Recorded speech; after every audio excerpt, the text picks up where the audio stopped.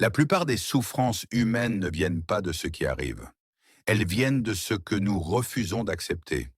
Les stoïciens l'avaient compris très tôt. Tu ne perds pas la paix à cause du monde. Tu la perds parce que tu lui donnes trop de pouvoir. Épictète enseignait une règle simple mais redoutable. Il y a des choses qui dépendent de nous et d'autres qui n'en dépendent pas. Toute la sagesse stoïcienne commence ici. Ce qui dépend de toi, tes pensées, tes décisions, tes actions, ton attitude. Ce qui ne dépend pas de toi, les opinions des autres, le passé, la chance, les événements extérieurs. Pourtant, la majorité des hommes passent leur vie à se battre contre ce qu'ils ne contrôlent pas. Ils veulent changer les autres.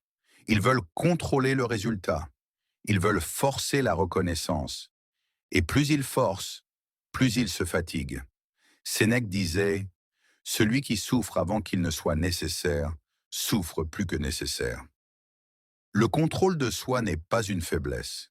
C'est une économie d'énergie. Le stoïcien ne gaspille pas sa force mentale sur ce qu'il ne peut pas changer. Il investit toute son énergie là où il a du pouvoir. Marc Aurèle écrivait « Tu as pouvoir sur ton esprit, non sur les événements extérieurs.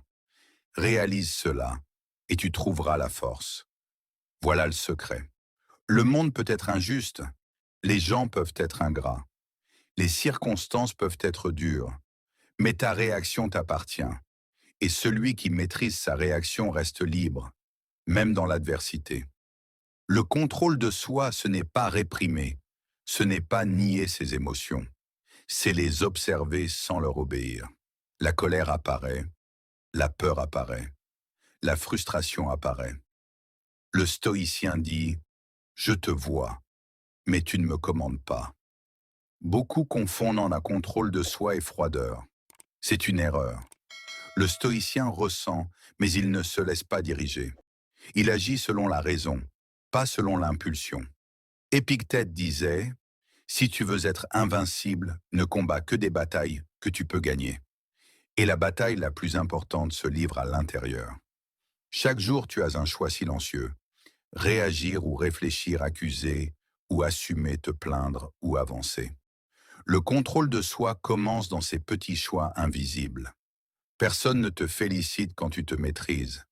Personne ne t'applaudit quand tu gardes ton calme. Mais à long terme, ce sont ces moments qui construisent un esprit solide. Le stoïcien ne cherche pas à dominer les autres. Il cherche à se dominer lui-même, car celui qui se maîtrise ne peut pas être manipulé, ne peut pas être provoqué facilement, ne peut pas être détruit intérieurement. Sénèque écrivait « Le plus grand pouvoir est celui que l'on exerce sur soi-même. » Alors rappelle-toi, tu perds ton énergie quand tu combats l'incontrôlable.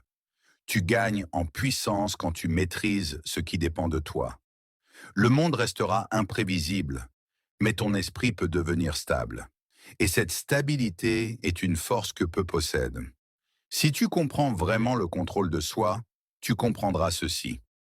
La paix n'est pas l'absence de problème, c'est la maîtrise de ta réponse au problème. Dans la prochaine vidéo, nous verrons pourquoi l'homme qui se maîtrise est plus fort que celui qui domine le monde.